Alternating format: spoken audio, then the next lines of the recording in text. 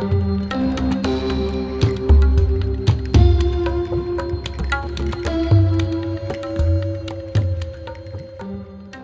भी ये lending apps use करते हैं उनको ये मेरा मतलब एडवाइस है, उनको विनम्र अनुरोध है कि वो पहले चेक करें।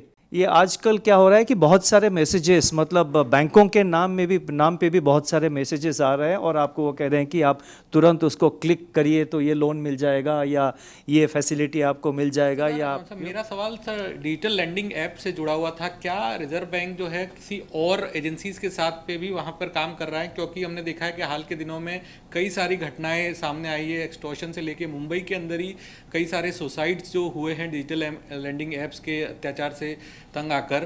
तो उस पर क्योंकि आम लोगों के अंदर धारणा यही है कि जो भी डिजिटल लैंडिंग ऐप है उसका रेगुलेशन जो है वो आरबीआई के द्वारा ही किया जाता है। तो किन एजेंसीज के साथ और आप काम कर रहे हैं, और वहाँ पर जो पिछले साल एक ड्राफ्ट नोटिफिकेशन आया था उस पर कितनी और प्रोग्रेस हुई है?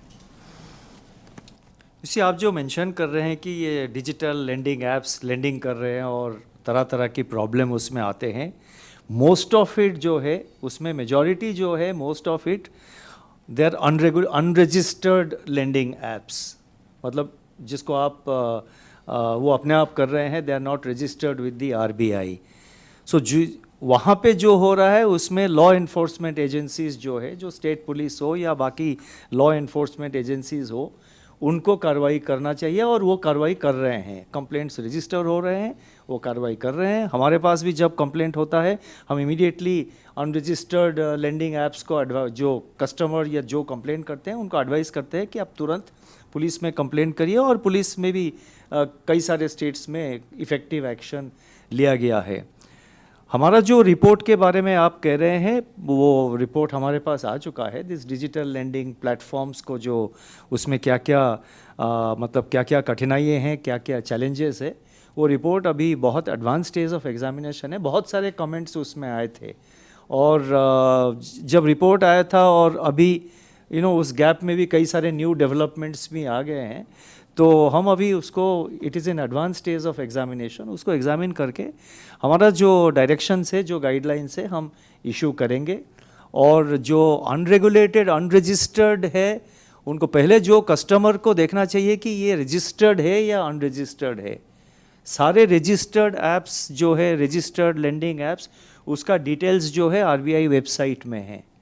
तो मैं इसीलिए जो भी ये लेंडिंग ऐप्स यूज़ करते हैं उनको ये मेरा मतलब एडवाइस है, उनको विनम्र अनुरोध है कि वो पहले चेक करें कि वो आरबीआई रजिस्टर्ड है या नहीं।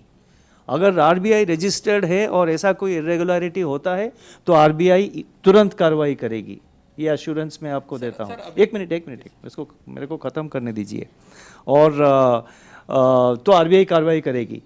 बाकी ये आजकल क्या हो रहा है कि बहुत सारे मैसेजेस, मतलब बैंकों के नाम पे भी बहुत सारे मैसेजेस आ रहे हैं और आपको वो कह रहे हैं कि आप तुरंत उसको क्लिक करिए तो ये लोन मिल जाएगा या ये फैसिलिटी आपको मिल जाएगा या आप तो कस्टमर को भी ये एडवाइस है कि किसी तरह की मैसेजेस, बैंक्स बार बार ये कह रहे हैं मैसेजेस में, एसएमएस में, व्हाट्सएप में, बैंक्स बार बार मोबाइल फ़ोन में मैसेज दे रहे हैं कि वो मतलब इस तरह की मैसेजिंग सिस्टम में या फ़ोन करके कोई इन्फॉर्मेशन नहीं मांगते हैं।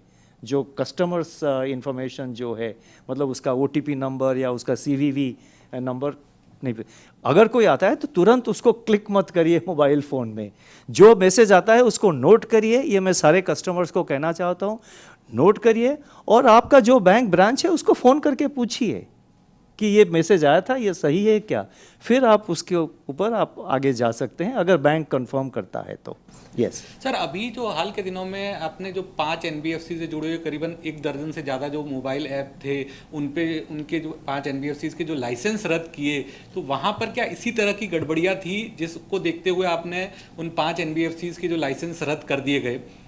नहीं, उसमें कई सारे प्रॉब्लम्स थे, गड़बड़ियाँ थी, इसीलिए हमने लाइसेंस सैंक्शन कर दिए। और इंडिविजुअल एंटिटीज़ में कौन से एंटिटी में किस कारण हमने लाइसेंस कैंसिल किया ये कहना बाहर मतलब ठीक नहीं होगा।